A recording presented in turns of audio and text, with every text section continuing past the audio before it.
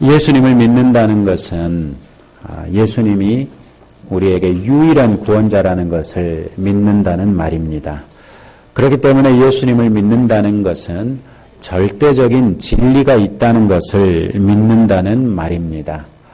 그런데 오늘날 우리 사회는 우리가 잘 알고 있는 것처럼 상대주의, 절대적인 것은 아무것도 없다, 모든 게 다 상대적이다 이렇게 생각하는 것이고, 혼합주의, 또 다원주의 등등으로 설명할 수 있는 사회가 됩니다. 그래서 종교가 왜 여러 가지가 있느냐, 구원에 이르는 길이 그만큼 여러 가지가 있지 않겠느냐라고 생각하는 것이지요. 한때는 제가 이 종교 다원주의에 빠졌던 적이 있었습니다. 고등학생 때인데 저하고 참 가깝게 지내는 친구가 하필 학교를 절에서 다녔습니다. 이 친구는 절에서 먹고 자고 절에서 출발해서 학교에 와서 공부한 다음에는 절로 다시 돌아가서 절에서 또다시 먹고 자고 공부하는 그런 친구였습니다. 그런데 이 친구가 너무나 좋아서 교회 다니고 있던 제가 고민을 하다가 이걸 어떻게 받아들여야 되나 고민하다가 제 스스로 어떤 생각을 했느냐면, 그래, 어쩌면 하나님께서 나를 구원하기 위해서 예수님을 보내셨던 것처럼 저 친구를 구원하기 위해서 어쩌면 부처님을 보냈을지도 몰라, 이렇게 생각을 했어요. 그렇게 생각을 했더니 얼마나 마음이 편한지, 제가 좋아하는 친구를 사귀지 말아야 한다든지 더 이상 사귈 수 없다든지 그렇지 않고 막 포용하게 되니까 제가 더 큰 사람이 된 것 같고 참 기분이 좋았던 것이 기억이 납니다. 그런데 오늘날 많은 사람들이 이와 같이 생각한다는 것이지요. 구원에 이르는 길이 어찌 예수님 뿐이겠느냐. 구원에 이르는 길이 여러 가지가 있는데 그 중에 각각 자기들에게 맞는 것을 믿는 것 아니겠느냐라고 생각한다는 것이지요. 그러나 성경에서는 특히 우리 하나님께서 이 예수 그리스도 외에는 다른 이름을 우리에게 주시지 않았다라고 말씀하시면서 예수님만이 참 구세주라는 것을 우리에게 증명해 주십니다. 우리가 이처럼 이 상대주의, 혼합주의, 다원주의 세상 가운데 살면서 절대적인 진리인 예수 그리스도를 믿는 믿음을 가지고 살다 보면 본의 아니게 우리가 독선적이다, 또 자기들만 옳은 줄 안다, 이런 오해를 받게 됩니다. 그런데 이런 오해가 적지 않이 우리들의 생활 방식에 따라서 생긴 것이기도 하기 때문에 우리의 책임이 전혀 없는 것은 또 아니라는 것이지요. 어쩌면 이 교회에 비록 나오고는 계시지만 예수님에 대한 확신이 아직 없는 분들이 여러분 가운데 계시다면 똑같은 생각을 하고 계실지도 모르겠습니다. 왜 예수 믿는 사람들은 자기들의 방식대로 강요하는지 모르겠다, 좀 내버려 두면 더 낫지 않을까, 이런 생각을 한다는 것이지요. 오늘의 성경에서 우리가 이 성경 구절들을 살피면서 우리가 갖고 있는 그런 생각들에 대해서 다시 한번 점검해 보면서 우리가 어떻게 하면 이 복음의 진리를 더 잘 전파할 수 있겠는가 한번 고민해 보는 그런 시간을 갖고자 합니다. 오늘 성경에서 사도 바울은 자기가 예루살렘에 방문하게 된 것이 예수님을 믿은 지 14년째 되던 해에 세 번째로 방문했다라고 얘기합니다.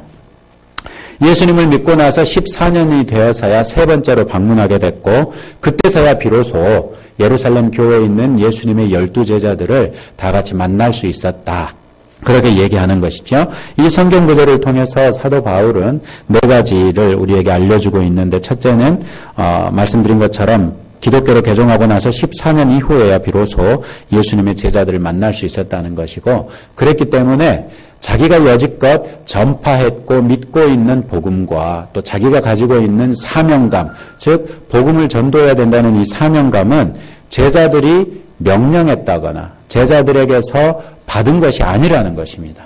사도 바울이 지난 시간에 증거했던 것처럼 내가 사도된 것은 예수님이 나를 찾아오셔서 이방인을 위하여 예수를 증거하는 사람으로 세우셨기 때문에 내가 사도가 됐다, 이렇게 얘기했던 것을 기억하실 것입니다. 두 번째로 그가 세 번째로 예루살렘에 간 것은 계시 때문에 올라갔던 것이지 예수님의 제자들이 오라고 했다거나 아니면 예수님의 제자들로부터 인정받기 위해서 올라간 것이 아니라는 것입니다. 기도하는 중에 하나님께서 이제 네가 예루살렘으로 가라 이렇게 말씀하셔서 예루살렘으로 왔을 뿐이라는 것입니다. 그런데 와서 보니 예수님의 12 제자들이 있어서 그 제자들을 만나고 제자들과 이런저런 얘기를 나누는 가운데 그 사람들이 하나님께서 나를 이방인을 위한 복음 전도자로 세우셨다는 것을 알고 서로 교제 악수를 했다 이렇게 얘기하는 것이죠. 그런가 하면 이제 세 번째로는 그 사도들이 이방인들에 대한 복음 전도자로 바울이 부르심 받았다는 것을 인정한다는 것이고, 네 번째로는 예루살렘의 사도들이 그에게 가난한 자들을 생각하도록 부탁했다는 것입니다. 유대인들은 그 유대교에 속한 유대인들 이외에는 상종을 하지 않습니다. 그런데 엊그저께까지만 해도 유대인이었던 사람들이 어느 날 갑자기 예수님을 믿게 되니까 이제 유대교의 입장에서는 이단이 된 셈입니다. 그래서 이 이단이 된 그리스도인들을 배척하기 시작하고, 배척하다 보니까 유대인들이 이 유대인들과 함께 어울려 살면서 물건도 사고 팔고 또 여러 가지 활동을 해야 먹고 살 수 있는데, 이제 그리스도인이라고 배척해버리니까 그리스도인들끼리만 살 수밖에 없는데, 그러다 보니까 여러 가지로 힘들어지죠. 그래서 점점 더 가난한 사람들이 많아진다는 것이죠. 원래 가난했던 사람 가운데 예수를 믿게 된 사람도 있고, 또 유대교인들의 배척을 받아서 이제 가난해질 수밖에 없는 그런 상황에 놓인 사람들이 많이 있었는데, 이 베드로가 특별히 그 바울에게 부탁을 하지요. 당신들이 여기저기 이방인들의 도시에 돌아다니면서 예수를 증거해서 그곳에서 교회가 생기거든. 그 사람들이 자원하여 드리는 것들을 좀 걷어서 이 예루살렘에 있는 가난한 성도들을 기억해 주면 좋겠소. 이렇게 부탁했다는 것이죠. 그것이 이제 오늘의 성경에서 사도 바울이 자기의 사도성을 다시 한번 증명하고 주장하는 그런 입장입니다. 그런데 오늘 우리는 이 성경 구절을 통해서 아까도 말씀드렸던 것처럼 우리가 이 복음의 진리를, 사도 바울은 이방인에게, 또 베드로와 다른 사도들은 그 유대인 그리스도인들을, 유대인들에게 복음을 증거하기 위해서 나갔던 것처럼 저와 여러분들은 오늘날 2016년을 사는 우리들의 삶의 현장에서 우리 주변에 있는 분들에게 예수 그리스도를 증거해야 하는데, 이 복음의 진리를 증거할 때 우리가 어떤 태도를 견지하는 것이 복음을 더 잘 증거할 수 있겠는가, 이런 관점에서 오늘의 성경을 한번 살펴보고자 합니다. 먼저 첫째로 생각해 보고자 하는 것은 억지로 시키지 말자는 것입니다. 많은 경우에 신앙이 좋다라고 생각하는 사람들은 열심이 있습니다. 그리고 대부분의 경우에 그 열심은 자기만 열심히 하는 것뿐만 아니라 자기 주변에 있는 모든 사람들에게 열심히 내도록, 열심히 하도록 강요하는 것이 일반적입니다. 그래서 자기가 성경을 읽다가 너무 좋으면 옆에 있는 사람들을 자꾸 성경을 읽으라고 시킨다는 것이지요. 가장 쉽게 자기 자녀들에게 그렇게 시키는 것이 일반적이죠. 그런데 오늘의 성경에 보면 사도 바울이 이 세 번째로 예루살렘을 갈 때 그와 동행했던 두 사람을 소개하고 있는데, 하나는 디도라는 사람이고 다른 하나는 바나바라는 사람입니다. 바나바라는 이름 자체에서 알 수 있는 것처럼 이 바나바는 유대인입니다. 그래서 바나바와 바울은 유대인이고 디도라는 사람은 타이테스, 그래서 이 사람은 헬라인입니다. 바나바와 바울은 날 때부터 유대인이면서 또 그 로마의 시민권을 가진 이 바울이었기 때문에 이 사람들은 날 때부터 유대인이어서 난 지 8일 만에 할례를 받았습니다. 그러나 디도는 외국인이었기 때문에 할례를 받아야 할 이유가 없었습니다. 그러다가 바울을 통해서 이 디도라는 사람이 예수를 영접하게 되고 예수를 믿게 됐죠. 그리고 이제 목사처럼, 이 복음 전도자처럼 바울을 도와서 함께 일하는 그런 사람이 됐습니다. 그러다가 이제 바울이 예루살렘으로 간다고 하면서 디도도 같이 가자, 그렇게 해서 데리고 갔어요. 그런데 3절에 보시면, 그러나 나와 함께 있던 디도는 비록 헬라인이지만 억지로 할례를 받게 하지 않았다. 비록 그가 예수를 믿는 사람이 되었음에도 불구하고 그가 헬라인 곧 외국인이었기 때문에 내가 그에게 억지로 할례를 받으라고 하지는 않았다. 이렇게 얘기하면서 그 다음에 4절 말씀해 보면 이는 그리스도 예수님 안에서 우리가 가지고 있는 자유를 엿보다가 우리를 종으로 삼으려고 몰래 들어온 거짓 형제들 때문이었다. 좀 복잡하게 되어 있는데 무슨 말이냐면 우리가 예수 안에서 이제 모든 죄를 용서받게 되어 참 자유를 누리고 살게 됐는데 그 자유를 엿보다가 우리를 다시 율법을 지켜야 한다고 가르치면서 율법에 우리를 다시 얽어내서 그 율법의 족쇄가 되게 하려는 사람들이 있다는 것이죠. 그게 이제 유대인들 가운데 예수를 믿게 된 사람들이 그 유대적인 율법의 요구도 지켜야 하고 예수도 믿어야 한다고 주장했다는 것이죠. 그렇게 주장하는 사람들이 와서 계속해서 이방인들에게도 당신도 할례를 받아야 됩니다. 당신도 율법을 지켜야 합니다. 이렇게 얘기하니까 그것이 옳지 않다. 그것이 복음의 진리에 맞는 것이 아니라는 것을 네가 확실하게 알게 하기 위해서 내가 너에게 할례를 강요하지 않았다. 이렇게 얘기하는 것입니다. 사실 그리스도인들에게 있어서 그리스도 예수의 복음 안에 있는 진리 하나만으로도 충분합니다. 그리고 그 진리로 우리는 이미 구원을 얻었습니다. 그래서 더 이상 우리는 율법에 우리 스스로를 묶을 이유가 없습니다. 율법에 이전에 우리가 족쇄처럼 얽어매어서 율법의 종살이를 했던 때 반해서 이제는 예수 그리스도의 복음의 진리 안에서 참 자유를 얻게 되었기 때문입니다.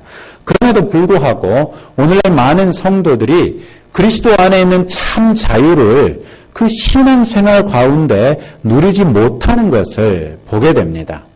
예를 들자면 성도들이 누가 얘기하지 않아도 자기 스스로 그런 부담을 갖게 된다는 것입니다. 야, 내가 이래봬도 집사인데 성경은 좀 읽어야 되지 않을까? 내가 이래봬도 장로인데 새벽기도는 좀 나가야 되지 않을까? 내가 이래봬도 권사인데 예배는 안 빠지고 나가야 되지. 이렇게 생각한다는 것입니다. 근데 그렇게 되다 보면 이게 하나님을 생각하고 하는 것이 아니라 자기의 체면을 생각하고 하는 것이 되어서 그 체면 때문에 하는 일들이 참된 예배가 될 수 없고 참된 기도가 될 수 없고 참된 전도가 될 수 없다는 것입니다. 오히려 자기들이 그렇게 하는 것은 자기의 체면 때문에 그 체면을 어떻게든지 좀 살려보고자 하는 그런 의도로 하는 것이기 때문에 철저하게 인간적인 일이 되고 그 인간적인 일들이 하루하루 이제 반복되다 보면 기도해야 된다고는 생각하지만 기도가 되나요? 예배에 안 빠지고 나와야 된다고 하지만 실제로 예배 안 빠지고 나오게 되나요? 모든 예배, 수요 예배, 주일 오후 예배, 구역 예배 그렇게 하지 못하니까 점점 시간이 지나갈수록 더 무거운 죄책감에 사로잡히게 됩니다. 그리고 시간이 더 지나면 이제 그 죄책감에도 무뎌져서 그저 그냥 습관적으로 신앙생활을 하면서 이 신앙에서 가질 수 있는 참 자유와 감격, 은혜의 기쁨 이런 것들을 누리지 못하고 그저 무뎌진 신앙인으로 지내게 됩니다. 그런데 무뎌진 신앙인들의 일반적인 특징이 무엇이냐면 자기는 무뎌질 대로 무뎌져 있지만 알기는 다 안다는 것입니다. 그래서 자기가 아는 대로 하지 않는 사람을 보면 꼭 판단하고 정죄한다는 것이죠. 그러면서 그 사람들에게 자기가 알고 있는 것을 요구합니다. 자기도 지키지 못하면서 자기가 알고 있는 것들을 강요하기에 이릅니다. 그런데 오늘 사도 바울은 외국인인 디도가 할례를 받는 것이 그리스도 예수의 복음의 진리에 합당한 것이 아니기 때문에 할례를 강요하지 않는다고 얘기하고 있습니다. 성경에 보면 이 강요하지 않는 또 다른 표본으로 바울이 또 다른 장면에서 얼마나 이 존중하는 사람인지를 드러내 보여주고 있는 장면이 있는데 빌레몬서 1장 8절로 10절까지를 보시면 그렇습니다. 바울이 이렇게 말하고 있습니다. 그러므로 내가 마땅히 해야 할 일을 내가 그리스도 안에서 담대하게 명령할 수도 있으나 오히려 사랑을 인하여 간청한다. 나 바로 이렇게 나이 많고 또 지금은 예수 그리스도를 위하여 갇힌 자 되어 갇힌 중에 낳은 나의 아들 오네시모를 위하여 너에게 간청한다. 빌레몬서가 어떤 내용이냐면 오네시모라는 사람이 로마에 와가지고 이 가택연금 상태로 갇혀있는 바울에게서 예수님을 소개받습니다. 그리고 그 예수님을 믿습니다. 그리고 그 안에 열정이 생겨서 그 예수님을 전파하는데 사도 바울을 도와서 많은 사람들에게 예수를 증거하는 일꾼이 됐습니다.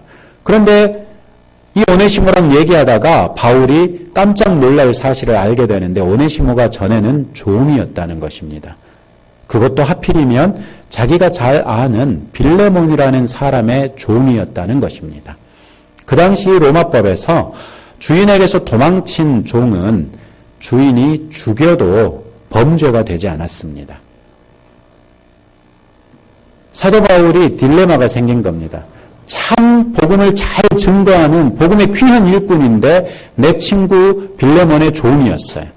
빌레몬에게 알리지 않고 계속 내가 복음의 일꾼으로 함께 동역할 수 있는데 바울의 양심상 그게 안 됩니다. 그래서 오네시모를 빌레몬에게 돌려보내기로 결정을 합니다.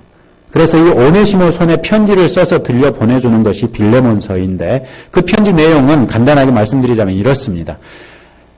전에는 너한테 무익한 종이 아니었냐. 그리고 너에게서 도망쳐 나왔기 때문에 네 마음대로 할 수 있다. 그런데 이 사람이 나를 만나고 예수를 영접하고 나서는 당신이 예수님을 위하여 헌신하는 것처럼 이 사람도 예수님을 위하여 헌신하는 귀한 일꾼이 됐고 내게는 신복과도 같은 사람이 됐다. 그러니 내가 당신에게 보내는 이 사람을 용서해서 이제 종으로 받아들이지 말고 당신과 함께 복음을 위하여 동역하는 형제로 받아들이라. 이렇게 얘기하는 겁니다. 그런데 이것을 바울이 사도로서 권세가 있고 권위가 있기 때문에 빌레몬에게 명령할 수 있다는 것입니다. 이렇게 얘기할 수 있다는 거죠. 빌레몬, 내가 오네시모를 너한테 다시 보내는 것은 네 종으로 보낸 거 아니야. 복음 전도자로 너에게 보내는 것이니까 이 사람을 종 취급하지 말고 자유인으로 취급해서 복음을 전도하는데 전혀 지장 없도록 도와줘. 오케이? 이렇게 얘기할 수 있다는 것입니다. 그런데 바울은 그렇게 하지 않는다는 것이죠. 어떻게 한다고요? 간청한다고 얘기하고 있어요. 마땅한 권위가 있음에도 불구하고 그 권위로 명령을 해도 빌레몬은 마땅히 따를 사람인데 그래도 불구하고 명령하지 않고 간청한다. 간절히 부탁한다는 것입니다. 옳은 일을 얘기하면서도 명령하지 않고 간절하게 부탁하고 있는 사도 바울을 볼 수 있습니다. 어떻습니까? 여러분들은 여러분들의 자녀들이나 여러분들 주변에 있는 사람들에게 복음의 진리를 강요하고 있습니까? 아니면 그들을 사랑하는 마음 때문에 그들에게 간절하게 부탁하고 있습니까? 우리가 어떤 일이든지 억지로 시키면 어떤 일이 생기죠? 예를 들어 마땅히 공부를 해야 되죠, 자녀들이. 그래서 부모들이 공부하고 억압을 하면 어떤 일이 생기죠? 자녀들이 공부를 하기는 하는데 엄마 아빠에게 면피용으로 공부를 합니다. 야단 맞지 않을 정도만 공부를 합니다. 그래서 억지로 무언가를 시키면 그 사람이 자발적으로 할 수 있는 자발성을 다 죽여버려서 의존적인 사람이 되게 합니다. 우리가 예수를 믿게 되고 난 다음에 하나님의 은혜를 누리고서 누군가에게 그 기쁨을 함께 나누고자 할 때 그 사람에게 우리가 억지로 하게 되면 그 사람에게 있어서 교회를 다니는 것, 예수를 믿는 것은 억지가 돼서 전혀 기쁨이 없다는 것입니다. 전혀 감격이 있을 수가 없다는 말입니다. 그렇기 때문에 이렇게 자란 자녀들이 대학생이 되면 교회를 떠나는 비율이 90%를 훨씬 넘는다는 것입니다. 정말 감사한 건 우리 교회에서는 이 대학생 또래에 있는 자녀들이 우리 교회에 여전히 남아있는 것이 얼마나 고마운지 모르겠습니다. 이제 저 청년들에게 자기들의 입술로 예수님을 영접하고 그 예수님을 주인 삼아서 평생을 헌신하는 삶으로 더 나아갈 수 있게 하기 위해서라도 우리가 자녀들에게 신앙을 강요할 수는 없다는 것입니다.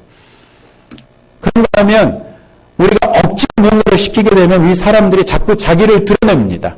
그럼 내가 했잖아, 시킨 거 했잖아, 이렇게 얘기하는 것이죠. 그런데 자신을 드러내는 것을 성경은 두 글자로 교만이라고 얘기합니다. 그래서 이 교만한 사람들은 하나님께서 대적한다고 하시죠. 그러면 억지로 시키면 그 마음 가운데 불평과 불만이 생길 수밖에 없기 때문에 그 불평과 불만을 이 사람 저 사람에게 얘기하면서 교회의 하나됨이 깨지게 됩니다. 이런 위험성들이 있기 때문에 억지로 시키지 않는다는 것입니다. 그러면 억지로 시키지 않고 간청하고 또 꾸준히 권고해서 자기 스스로 결정해서 신앙생활에 더 집중하게 한다면 어떤 효과가 있을까요? 첫째로는 그렇게 간청하는 사람의 태도에서 사랑을 느끼게 된다는 것입니다. 사도 바울이 빌레몬에게 편지하면서 그렇게 얘기합니다. 오히려 사랑이 나여 간청한다. 내가 너를 사랑하기 때문에 이렇게 너에게 정중하게 부탁하는 것이다. 이렇게 얘기하는 것이죠. 그래서 우리가 억지로 뭔가를 자꾸 하게 요구하지 않고 정중하게 또 그분의 인격을 존중하면서 전달할 때 그분은 이 사람이 나를 존중하는구나. 이 사람이 나를 정말 사랑해서 나에게 예수를 믿게 하고자 하는구나 하는 것을 알 수 있게 된다는 것입니다. 뿐만 아니라 오늘 성경 5절에서는 사도 바울이 이는 복음의 진리가 너희와 함께 머물게 하려는 것이었다. 이렇게 말씀하고 있는데 잘못 가르치는 사람들이 와서 너희들에게 자꾸 엉뚱한 소리를 하는데 그럼에도 불구하고 내가 너에게 할례를 요구하지 않았는데 왜 그랬는가? 복음의 진리가 너희와 함께 머물게 하기 위해서 그랬다. 그것이 복음의 진리에 합당하지 않다는 것을 분명하게 가르쳐서 네가 복음의 진리가 무엇인지를 확신하고 그 복음의 진리가 내 마음 가운데 견고하게 세워져 있기를 원해서 그랬다는 것입니다. 다시 말해서 우리가 자발적으로 그리스도에게 헌신하게 될 때 그 자발 헌신하는 중에 누리게 되는 감격이 있고 감사가 있고 의미가 있어서 그것이 오히려 신앙을 우리가 누군가 강제적으로 우리에게 신앙을 주입하려고 했을 때보다 우리의 신앙이 훨씬 더 견고하게 세워진다는 것입니다. 우리가 전도할 때 억지로 또 교회 다니는 사람들에게 무엇인가를 가르칠 때도 억지로 하지 말아야 될 이유가 바로 이런 데 있습니다. 자기가 스스로 할 수 있도록 자발성을 키워주고 그분들의 인격을 존중해주면 성령 하나님께서 그분들 안에서 일하시지 않겠느냐는 것입니다. 혹시도 변화와 성숙을 위해서 시간이 필요하지 않았느냐는 것입니다. 그 시간이 보장될 때야 비로소 훨씬 더 견고하고 아름답게 성숙한다는 것을 기억하자는 것입니다. 그래서 성령 하나님께서 그 안에 있으니 성령께서 그 사람 안에서 일하신다는 것을 우리가 믿자는 것입니다. 그러면 성령께서는 멈추지 않고 일하시는 영원하신 하나님이시기 때문에 그 사람에게서 반드시 변화가 드러날 수밖에 없다는 것입니다. 내가 그 사람을 주관하는 사람이 아니라 하나님께서 그 사람을 주관하시는 사람이다. 이것을 기억하자는 것입니다. 내가 그 사람에게 내가 나에게도 왕이 아니거니와 그 사람에게도 왕이 아닌 것은 하나님께서 내게도 왕이신 것처럼 그분에게도 왕이시라는 것을 인정하자는 것입니다. 이런 때 자발적으로 사람들이 변화할 수 있게 됩니다. 제가 미국에서 유학 중이었을 때 전도 폭발 훈련을 받는 중에 한국에서 온 지 얼마 되지 않은 젊은 청년에게 예수를 증거했고 그 청년이 고맙게도 예수를 영접했습니다. 한 서너 달쯤 지났는데 이 친구가 와가지고 저에게 이렇게 질문합니다. 아니 왜 한승진 씨는 내가 술을 마시는 걸 알면서도 술을 끊으라고 얘기를 안 하냐고. 내 주변에 있는 사람들이 다 나보고 교회 다니면서 왜 술 마시냐고 그러는데 정작 예수를 증거해서 전도한 한승진 씨는 왜 자기한테 술을 끊으란 말을 안 하느냐고. 그래서 제가 그렇게 얘기했어요. 당신이 술을 마시든지 안 마시든지 그것이 당신이 천국 가고 지옥 가는 것을 결정하지 않기 때문에 내가 얘기하지 않았다. 두 번째로 더 중요한 것은 당신이 예수님을 믿기로 영접했을 때 당신 안에 성령 하나님이 들어가 계시는데 그 성령께서 당신 가운데서 당신 스스로 그것이 문제라는 것을 인식해서 끊게 할 날이 반드시 올 것인데 뭐하러 내가 얘기해서 당신에게 짐을 지우냐. 그래서 얘기 안 했다. 그랬더니 그날부터 끊었어요. 여러분, 우리가 전도하고자 하는 사람들 가운데는 술, 담배를 끊기 힘든 사람들이 있습니다. 그분들이 술 마시고 담배를 피우면서 예수를 믿는다고 해서 그분들이 지옥 갑니까? 아니, 이스라엘에게 유혹하셨다면 할례 안 받아도 우리가 지옥을 안 가는데 술, 담배 한다고 우리가 지옥 가겠습니까? 일단 우리가 술, 담배 하시는 분들에게 예수를 증거할 때 술을 마시든지 담배를 태우시든지 그래도 예수는 믿으십시오. 이렇게 증거하는 것이 마땅하다는 것입니다. 그렇게 놓고 난 다음에 왜 술 마시냐, 왜 담배 피우냐 이렇게 하지 말자는 것입니다. 왜요?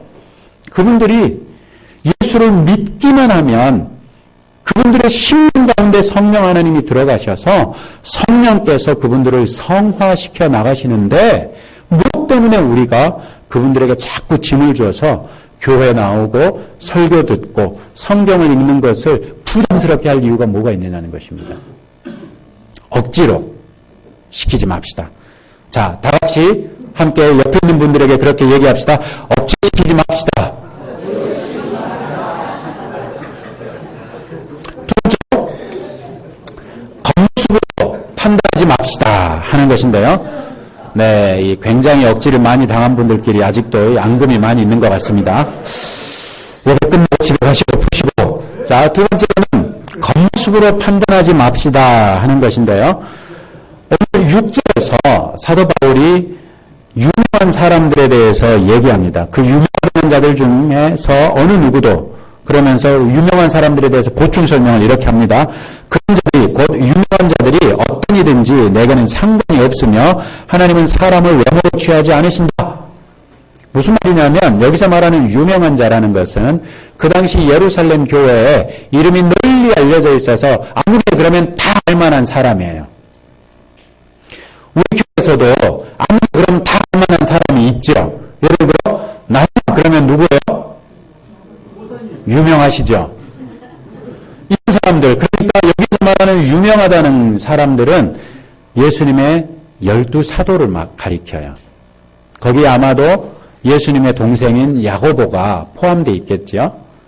이런 사도 인정을 받는 유명한 사람들에 대해서 얘기를 하는데 먼저 2절에서는 내가 계시 때문에 올라가서 이방인 가운데 전파하는 복음을 이 예루살렘에 있는 사람들에게도 얘기했다. 그러면서 유명한 자들에게는 따로 했다. 이 말은 예수님의 제자들에게는 내가 별도로 얘기를 했다. 그런데 왜 그렇게 했는가?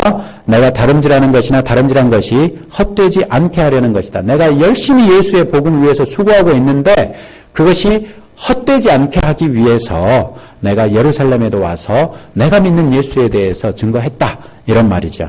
또 이 예수님의 제자들에게 가서 별도로 얘기한 것도 내가 믿는 예수님이나 그들이 믿는 예수님이 똑같다는 것을 확인시켜 준 것에 지나지 않는다. 이런 의미로 그렇게 얘기한 것이죠. 그러면서 유명한 사람들이라고 해서 하나님은 외모로 취하지 않는다는 것입니다. 그런데 이 외모로 취하는 것이 교회에서는 상당한 문제를 발생시킵니다. 제가 아는 정말 머리가 비상해서 지금은 대전의 카이스트에서 근무하고 있는 박사가 한 사람이 있습니다. 이 사람이 초등학생 때 교회를 열심히 다녔습니다. 그런데 초등학교 어느 날 이 외모 판단하는 것 때문에 마음이 상해가지고 그 뒤로는 영영 교회를 안 나갑니다. 제가 아무리 권면을 해도 교회를 안 나갑니다. 우리 교회에서도 그런 분들이 분명히 있었을 것입니다. 우리가 의도적이든 혹은 의도하지 않았든 외모로 판단했더니 그것 때문에 마음을 상해서 더 이상 교회에 안 나오는 사람, 예수를 증거해도 예수를 안 믿겠다고 버티는 사람이 반드시 있을 것입니다. 근데 그 친구는 무엇 때문에 그랬느냐면 교회에서 시찰회에서 하는 교회대항 체육대회가 있는데 그 체육대회에 이 친구가 체구는 작지만 몸이 빠르고 운동신경이 좋은데 키가 작다는 이유로 선수로 선발을 안 해준 것입니다. 외모로 판단한 거죠, 그냥. 그래서 그 다음 주부터 교회를 안 나갔대요. 아직도 교회를 안 나가고 있어요. 외모로 판단한다는 것이 이렇게 체격이나 생김새 이것뿐만 아니라 열심히 신앙생활하는 것처럼 보이는 그 신앙인의 삶의 모습 이것들을 가지고도 우리가 판단할 수 있는데 이런 모든 것들이 외모로 판단하는 것에 지나지 않는다는 것입니다. 그런데 외모로 판단하지 않아야 될 것이 왜 그렇습니까? 외모로 판단하게 되면 그 사람의 지금 모습이 영원히 계속될 것이라는 착각을 우리가 갖게 되는 것입니다. 무슨 말이냐면 내가 눈앞에 보이는 이 사람이 지금 이 모습 이대로 전혀 변하지 않을 것이라고 믿는다는 것이죠. 이는 사실 훨씬 더 심각한 문제를 내포하고 있는데 그분 안에 성령 하나님이 계시다는 것을 부인하는 것입니다. 성령 하나님은 그 사람 안에 있어서 그 사람을 더 정결하고 거룩한 신앙인이 되게 하기 위해서 계속해서 변화시켜 나간단 말입니다. 저와 여러분들이 처음부터 지금 이 정도나마 죄를 멀리할 수 있는 사람이 됐습니까? 그렇지 않았던 것처럼 그분들 역시도 성령 하나님께서 그분들 안에서 일하시면서 바꿔나가신다는 것입니다. 그런데 우리는 지금 있는 이 모습이 그분들의 영원한 모습이라고 판단하면서 저 사람은 그래 하고 더 이상 어떤 변화의 여지도 남겨놓지 않는다는 것입니다. 이것이 당사자들에게는 얼마나 큰 상처가 되는지 우리는 다시 한번 기억해야 합니다. 그 상처로 인해 그 즉시 교회를 떠나고 다시는 교회에 돌아오지 않습니다. 우리가 천국에 갔을 때 그 사람의 핏값을 나는 책임이 없다고 얘기할 수 있겠습니까? 로마서에서도 14장에 보시면 먹는 자는 먹지 않는 자를 업신여기지 말고 먹지 않는 자는 먹는 자를 판단하지 마라. 이는 하나님께서 그를 받으셨기 때문이다. 어떤 사람은 시장에 나오는 고기가 이방 신들에게 드려졌던 고기가 섞여서 팔리기도 하기 때문에 아예 고기를 안 먹는 사람이 있었어요. 그래서 여기서 먹는 자, 먹지 않는 자는 고기를 먹는 자, 고기를 먹지 않는 자란 뜻이에요. 그런데 피차에 서로 판단하지 말라. 왜? 하나님께서 그를 받으셨기 때문이라고 말씀하고 있습니다. 하나님께서 우리 교회 안에 있는 모든 성도들을 받으셨습니다. 우리 교회 안에 있는 누구든지 내 마음에 들든지 내 마음에 들지 않든지 내가 그 사람의 겉모습을 보고 좋게 여기든지 나쁘게 여기든지 그 사람을 하나님께서 받으셨습니다. 그렇기 때문에 판단하지 말라는 것입니다. 하나님께서 받으셨고 하나님께서 인정하고 있는데 네가 무엇이건데 네가 감히 판단하느냐는 것입니다. 왜 우리는 자꾸 판단하게 됩니까? 내가 기준이 되기 때문에 그렇습니다. 내가 기준이 돼서 내 기준을 가지고 사람들을 잽니다. 그래서 맞다 틀리다 얘기하는데 바로 이것 때문에 하나님께서는 선악을 알게 하는 나무의 열매를 먹지 말라고 하셨던 것입니다. 선악을 판단하는 것은 누구의 몫이다? 하나님의 몫이라는 것입니다. 그런데 아담이 그 선악을 알게 하는 나무의 실과를 먹어버림으로써 자기가 기준이 되어서 자기 스스로 옳다 그르다를 판단하고 있는 것입니다. 하나님께서 하실 일을 자기가 하면서 그 판단으로 인하여 한 사람을 영영 죽음 가운데 버려두게 되는 것이죠. 이것을 하지 말라고 오늘의 성경은 말씀하고 있습니다. 그래서 우리가 겉모습으로 판단하지 않기 위해서 맨 먼저 생각해야 될 것은 일단 우리 교회든 다른 교회든 교회를 다니라고 하면 그 사람들이 어쨌거나 일단 하나님께서 받으신 분으로 인정하자는 것입니다. 아이고 하나님께서도 저 사람을 인정하셨는데 내가 뭐라고 그리고 그냥 그러려니 하고 넘어가자는 것입니다. 그런데 개중에 보면 정말 그냥 넘어가기 힘든 사람들이 있잖아요. 예수를 믿는다고 하면서 어쩜 그렇게 사기를 잘 치는지, 예수를 믿는다고 하면서 어쩜 그렇게 손해 볼 줄을 모르는지, 이런 사람들이 생겨서 자꾸 마음에 걸리잖아요. 그러면 그런 사람들은 왜 자꾸 마음에 걸리게 하신다? 그들을 위하여 판단하라고? 기도하라고? 기도하라고 보여주신다는 것입니다. 성도들 가운데 내 마음에 들지 않는 모습이 보이면 그분의 그 모습을 하나님 앞에 가지고 올라가서 기도하라는 것입니다. 그분의 그 모습을 가지고 그 사람한테 가지 말고 하나님께 가라는 것입니다. 바꾸실 수 있는 하나님께 가라는 말씀입니다. 그래서 그 하나님께 간다 보면 하나님께서 그래 네 말이 맞다. 내가 바꾸지 뭐. 이렇게 하시거나 아니면 야 그게 그 사람의 가시야. 그냥 그대로 두어. 이러실 수도 있단 말이에요. 아니면 하나님이 너는 잘났냐? 이렇게 얘기하실 수도 있다는 것이죠. 일단 우리가 하나님께 기도할 기도 제목을 찾지 그런 것들 때문에 판단해서 우리가 스스로 정죄하는 죄에 빠지지 말자는 것입니다. 뿐만 아니라 복음의 진리를 삶의 모습을 통해 드러내는 것이 여러 가지 방법, 여러 가지 모양이 있을 수 있다는 것을 꼭 기억하셔야 됩니다. 그분들의 의도가 있어서 그렇게 행동할 수도 있다는 것입니다. 복음을 증거하기 위한 목적으로 자신들의 연약함을 드러내 보이는 것일 수도 있다는 것입니다. 복음의 진리를 꼭 내 방식대로 드러나야 된다는 그런 무서운 교만에서 벗어나시기 바랍니다. 마지막으로 차이를 인정하며 합력하자는 것인데요. 오늘 성경에서 보면 예수님의 제자들이 바울을 딱 만났어요. 그리고 바울에게서 예수의 복음을 다 듣고 자기가 왜 이방인들을 위해서 전도하는 사람인지를 쭉 설명하고 나서 이 예수님의 제자들이 당신의 말을 듣고 보니 정말 우리 주님이 당신을 이방인들을 위하여 복음 전도자로 세우셨군요. 그 주님이 우리는 유대인들에게 복음을 전하는 자로 세우셨는데 당신을 이방인을 위하여 복음 전하는 자로 세우셨군요. 우리 함께 합력해 봅시다 하고 악수했다는 거예요.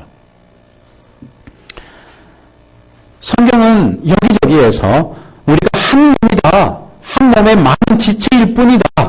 그리고 그 지체가 다 같은 기능을 가지면 큰일 나지 않냐. 이런 것을 말씀해주고 있습니다. 고린도전서 12장 18절에서도 그러나 이제 하나님께서 원하시는 대로 지체들을 각각 몸에 두셨다.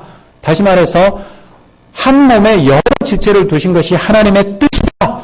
이렇게 말씀하고 있는 것입니다. 여러분, 우리가 이 땅에 살면서 많은 차이들이 있는데 어떤 차이들이 눈에 보입니까? 어떤 사람은 저는 예를 들어 그림은 영 젬병인데 그림을 참 잘 그리는 사람들이 있습니다. 어떤 사람은 행정적인 일을 아주 깔끔하게 잘하는데 그 사람한테 행정을 맡기면 완전 죽도 밥도 아닌 그런 사람도 꼭 있습니다. 어떤 사람이 마음이 상심해 있는 것 같아서 위로하라고 누구를 보내면 그 사람이 회복돼가지고 얼굴빛이 환해지는 사람이 있는가 하면 기껏 위로하라고 보냈더니 성질나게 해놓는 사람이 꼭 있습니다. 우리는 여러 가지로 차이가 있는데 우리의 사명에 있어서도 차이가 있고 은사에 있어서도 차이가 있고 달란트에 있어서도 다들 차이가 있습니다. 이 다양한 차이들이 하나님의 뜻이라는 것을 인정하자는 것이지요. 그리고 하나님께서 당신에게 주신 그 은사를 가지고 또 그 달란트를 가지고 또 그 사명을 가지고 충성하는 것이 내가 하나님께서 내게 주신 은사와 달란트와 사명으로 충성하는 것과 똑같으니 당신과 나는 동역자요 하는 이 동역자로서 교제의 악수를 함으로 한 몸이 되어 하나 되어 함께 협력하자는 것입니다. 여러분들 주변에 보면 참 다른 정말 어쩜 저럴 수가 있을까 이런 사람들이 꼭 있습니다. 저도 우리 교회 와서 봤더니 정말 다른 데서 본 적이 없는 그런 분들이 계십니다. 그럼 그렇다고 해서 제가 그분들 때문에 시험 들겠습니까? 적어도 이 부분에 있어서는 저는 자랑할 수 있습니다. 그분들의 그런 모습이 하나님께서 그분들을 쓰시는 방식이라는 것을 인정하고 나면 나하고 좀 다르다고 해서 좀 불편할지는 모르지만 그러나 틀리다고 해서 그를 배척하거나 배격하지는 않게 된다는 것입니다. 하나님께서 복음을 증거해야 될 대상이 너무나도 다릅니다. 달라도 그렇게 다를 수 없을 정도로 다릅니다. 제가 자녀가 셋인데 저하고 제 집사람 사이에서 만들어진 이 자녀들인데 어쩜 셋이 그렇게 다를 수 있는지 신기합니다. 정말 신기합니다. 내 배에서 난 자식들도 그렇게 다른데 전혀 다른 환경과 조건에서 태어난 많은 사람들이 다 다른데 하나님은 그 각각 다른 모든 사람들이 예수의 복음을 증거받아 구원에 이르기를 원하신다는 것입니다. 그래서 하나님께서는 교회 안에 있는 사람들에게 차이를 허락하실 수밖에 없다는 것입니다. 그래서 다 각각 자기에게 맞는 사람에게 나가서 복음을 증거하게 한다는 것입니다. 여러분, 대체로 목사님들에게 여러분이 복음 전도자들을 놓고 기도하면서 목사님 아무 교회한테 같이 가주세요 이렇게 얘기하시잖아요. 좋은 일입니다. 저는 언제든지 갑니다. 그런데 제 성향을 여러분 진지하게 고민해 보시고 그분의 성향도 고민해 볼 필요가 있습니다. 저는 매우 이성적인 사람입니다. 그러니까 가면 조목조목 얘기를 하는 성향의 사람입니다. 그런데 제가 가서 복음을 증거해야 되는 사람이 활달해가지고 뒤끝없는 다혈질이라고 생각을 해보세요. 제가 조목조목 얘기하고 있으면 그 사람은 성질이 막 납니다, 안에서. 뻔한 얘기를 뭐 저렇게 복잡하게 그냥 예수 믿으시고 그러면 되지. 이렇게 생각하는 사람이 있을 수 있다는 것입니다. 여러분이 기도하고 있는 전도 대상자들을 우리가 깊이 연구해 봐야 됩니다. 그리고 그 사람에게 효과적일 것 같은 사람들을 우리 교회 안에 찾으시고 그분들과 함께 그분들에게 예수님을 증거하러 나가시는 것입니다. 이렇게 우리가 서로 차이를 인정하고 서로 용납하면서 합력하면 우리가 큰 즐거움 가운데 하나님의 나라를 확장하는 데 귀하게 쓰임받는 교회가 될 것입니다. 기도하겠습니다. 은혜와 사랑의 주님 감사합니다. 오늘도 저희 각 사람을 부르시되 아버지 하나님께서 사도 바울의 입술을 통하여 우리에게 교훈을 주셨으니 감사합니다. 주님, 사도 바울이 이방인들을 위하여 복음 전도자로 세움을 받았고 베드로와 다른 사도들이 유대인들을 향하여 복음을 전하는 자들로 세움을 받았습니다. 복음을 받은 그들이 복음 전도자의 사명을 받았던 것처럼 이 시간 머리 숙인 우리 각 사람들이 2016년에 우리에게 주어진 상황과 환경에서 복음을 전하는 사명을 또한 받은 줄로 믿습니다. 이 말씀을 통하여 우리가 억지로 할 것이 아니요 겉모습으로 판단할 것이 아니요 우리의 사이를 서로 인정하며 합력하는 것이 마땅하다는 것을 배웠으니 주님 이제 우리가 아는 데서 멈추지 않고 실천하여 우리 교회의 하나됨이 더욱더 견고하게 하나 될 수 있도록 은혜 베풀어 주시고 우리 성도들이 함께 나아가 복음을 증거하는 것이 서로 차이를 인정하고 협력함으로